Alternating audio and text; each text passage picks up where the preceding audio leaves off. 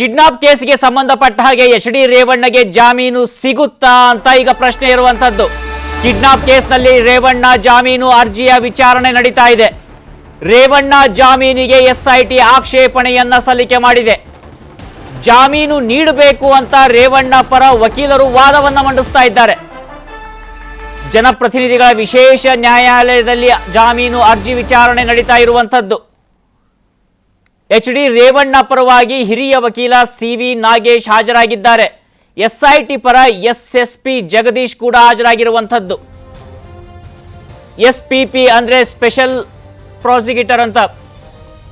So ಎಸ್.ಪಿ.ಪಿ. Jagadish ಕೂಡ ಹಾಜರಾಗಿದ್ದಾರೆ. ಈಗ ವಿಚಾರಣೆ ನಡೀತಾ ಇರುವಂಥದ್ದು. ಈಗ ಒಂದು ಕಡೆ ಎಚ್.ಡಿ. ರೇವಣ್ಣ ಹೇಳ್ತಾ ಇದ್ದಾರೆ, ಅವರ ಪರ ವಕೀಲರ ವಾದ ಅಂದ್ರೆ ಇವರಿಗೆ ಆರೋಗ್ಯ ಸಮಸ್ಯೆ ಇದೆ, ಬೇಕಂದಾಗ ತನಿಖೆಗೆ ಸಹಕಾರವನ್ನ ಕೊಡ್ತಾರೆ, ಹೀಗಾಗಿ ಜಾಮೀನನ್ನ ಮಂಜೂರು ಮಾಡಿ ಅಂತ. ಮತ್ತೊಂದು ಕಡೆ ಸ್ಪೆಷಲ್ ಇನ್ವೆಸ್ಟಿಗೇಷನ್ ಟೀಮ್ ಹೇಳ್ತಾ ಇದೆ, ಇವರಿಗೆ ಜಾಮೀನನ್ನ ಕೊಡಬೇಡಿ, ಯಾಕಂದ್ರೆ ಇವರು ಪ್ರಭಾವಿಗಳಿದ್ದಾರೆ, ಶಾಸಕರು, ಮಾಜಿ ಸಚಿವರು, ಹೀಗಾಗಿ ಇವರು ಸಾಕ್ಷ್ಯಾಧಾರಗಳ ಮೇಲೆ ಪ್ರಭಾವವನ್ನ ಬೀರುವಂತಹ ಸಾಧ್ಯತೆ ಇದೆ ಅಂತ. ಈಗ ಇಬ್ಬರ ವಾದ ಪ್ರತಿವಾದವನ್ನ ಆಲಿಸ್ತಾ ಇದ್ದಾರೆ ನ್ಯಾಯಾಧೀಶರು. ವಾದ ಪ್ರತಿವಾದದ ಬಳಿಕ ಯಾವ ನಿರ್ಣಯವನ್ನ ನ್ಯಾಯಾಧೀಶರು ತೆಗೆದುಕೊಳ್ತಾರೆ ಅನ್ನೋದ್ರ ಬಗ್ಗೆ ಸಹಜವಾಗಿ ಕುತೂಹಲ ಇರುವಂತದ್ದು. ಇನ್ನು ಈ ವಿಚಾರಕ್ಕೆ ಸಂಬಂಧಪಟ್ಟ ಹಾಗೆ ನಮ್ಮ ಪ್ರತಿನಿಧಿ ಮಂಜುನಾಥ್ ಲೈವ್ ನಲ್ಲಿ ಜಾಯ್ನ್ ಆಗ್ತಾ ಇದ್ದಾರೆ. ಅವರಿಂದ ಮತ್ತಷ್ಟು ಮಾಹಿತಿಯನ್ನ ಪಡೆದುಕೊಳ್ಳೋಣ. ಈಗ ಕೋರ್ಟ್ ನಲ್ಲಿ ಯಾವೆಲ್ಲ ವಿಚಾರಗಳ ಬಗ್ಗೆ ಚರ್ಚೆ ನಡೀತಾ ಇರುವಂತದ್ದು ಮಂಜುನಾಥ್?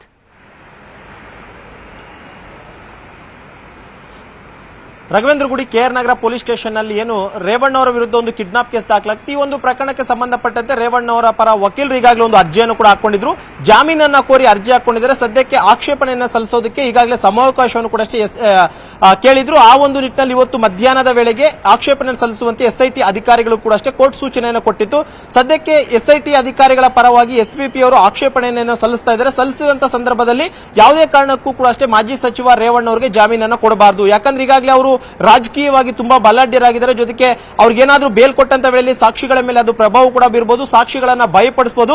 ಈಗ ಈ ಒಂದು ಸಂದರ್ಭದಲ್ಲಿ ಹೆಲ್ಪ್ ಲೈನ್ ತೆಗೆದಂತಹ ಸಂದರ್ಭದಲ್ಲಿ ಸಾಕಷ್ಟು ಜನರು ಈಗಾಗಲೇ ಅವರ ಒಂದು ಫ್ಯಾಮಿಲಿಯಿಂದ ಆದಂತಹ ಅನ್ಯಾಯದ ಬಗ್ಗೆ ಎಸ್ಐಟಿ ಅಧಿಕಾರಿಗಳಿಗೆ ಮಾಹಿತಿಯನ್ನ ಕೊಡ್ತಾ ಇದ್ದಾರೆ. ಅದೆಲ್ಲವೂ ಕೂಡ ಅಷ್ಟೇ ದೂರ ಆಗಬಹುದು, ಅವರೆಲ್ಲರೂ ಕೂಡ ಎದುರ್ಕೊಳ್ಳಬಹುದು ಅನ್ನೋ ಒಂದು ಕಾರಣಕ್ಕೋಸ್ಕರ ಅವ್ರಿಗೆ ಯಾವುದೇ ಕಾರಣಕ್ಕೂ ಕೂಡ ಅಷ್ಟೇ ಬೇಲನ್ನ ಕೊಡಬಾರದು. ಜೊತೆಗೆ ಈ ಒಂದು ಪ್ರಕರಣದಲ್ಲಿ ಪ್ರಮುಖವಾದಂತಹ ಆರೋಪಿ ಏನು ಪ್ರಜ್ವಲ್ ರೇವಣ್ಣ, ಆತನು ಕೂಡ ವಿದೇಶದಲ್ಲಿ ನಾಪತ್ತೆಯಾಗಿದೆ. ಆತನಿಗೋಸ್ಕರ ಕೂಡ ಹುಡುಕಾಟ ಆರಂಭವಾಗಿದೆ. ಆತ ಬಂದಂತ ಬಳಿಕ ಈ ಒಂದು ಪ್ರಕರಣದ ಬೆಳವಣಿಗೆ ಏನಾಗುತ್ತೆ ಅನ್ನೋದ್ರ ಬಗ್ಗೆ ಗೊತ್ತಿಲ್ಲ. ಆ ಒಂದು ಕಾರಣಕ್ಕೋಸ್ಕರ ಯಾವುದೇ ಕಾರಣಕ್ಕೂ ರೇವಣ್ಣ ಅವರಿಗೆ ಜಾಮೀನನ್ನ ನೀಡಬಾರದು ಅಂತ ಹೇಳ್ಬಿಟ್ಟು ಎಸ್ಐಟಿಯ ಪರ ವಕೀಲರು ಈಗಾಗಲೇ ಒಂದು ಆಕ್ಷೇಪಣೆ ಕೂಡ ಸಲ್ಲಿಸೋದಕ್ಕೆ ಮುಂದಾಗಿದ್ದಾರೆ. ಮತ್ತೊಂದು ಕಡೆ ಈಗಾಗಲೇ ರೇವಣ್ಣ ಅವರ ಪರ ವಕೀಲರು ಕೂಡ ಅಷ್ಟೇ ಅವರ ಒಂದು ಆರೋಗ್ಯದ ಹಿತದೃಷ್ಟಿಯಿಂದ ಅವರಿಗೆ ಬೇಲ್ ಕೊಡಬೇಕು ಅನ್ನೋ ಒಂದು ಮನವಿಯನ್ನ ಮಾಡ್ತಿರುವಂತದ್ದು. ಯಾಕಂದ್ರೆ ಸದ್ಯಕ್ಕೆ ಪರಪ್ಪನ ಅಗ್ರಹಾರ ಜೈಲಿನಲ್ಲಿರುವಂತಹ ರೇವಣ್ಣ ಅವರ ಆರೋಗ್ಯದಲ್ಲಿ ಏರುಪೇರು ಆಗ್ತಾ ಇದೆ, ತೀವ್ರವಾದಂತಹ ಹೊಟ್ಟೆ ನೋವು ಬರ್ತಾ ಇದೆ, ಅವರಿಗೆ ಎದೆ ನೋವು ಅಂತ ಕಾಣಿಸ್ಕೊಳ್ತಾ ಇದೆ.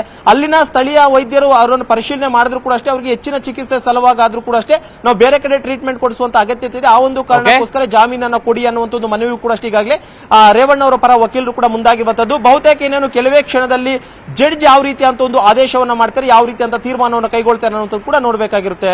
ರಾಘವೇಂದ್ರ ಗುಡಿ, ಧನ್ಯವಾದಗಳು ಮಂಜುನಾಥ್ ನಿಮ್ಮೆಲ್ಲ ಮಾಹಿತಿ. ಕನ್ನಡಿಗರ ನೆಚ್ಚಿನ ನ್ಯೂಸ್ 18 ಕನ್ನಡ ಈಗ ವಾಟ್ಸ್ಆಪ್ನಲ್ಲೂ ಲಭ್ಯ. ಕರ್ನಾಟಕ, ದೇಶ ವಿದೇಶಗಳ 360 ಡಿಗ್ರಿ ಸುದ್ದಿಯ ವಿವರಗಳನ್ನ ನಿಮ್ಮ ಕೈ ಬೆರಳುಗಳಲ್ಲೇ ಪಡಿಲಿಕ್ಕೆ ಈ QR ಕೋಡ್ ಅನ್ನ ಸ್ಕ್ಯಾನ್ ಮಾಡಿ, ನಮ್ಮ ಚಾನಲ್ ಫಾಲೋ ಮಾಡಿ, ನೋಟಿಫಿಕೇಶನ್ ಆನ್ ಮಾಡಿ.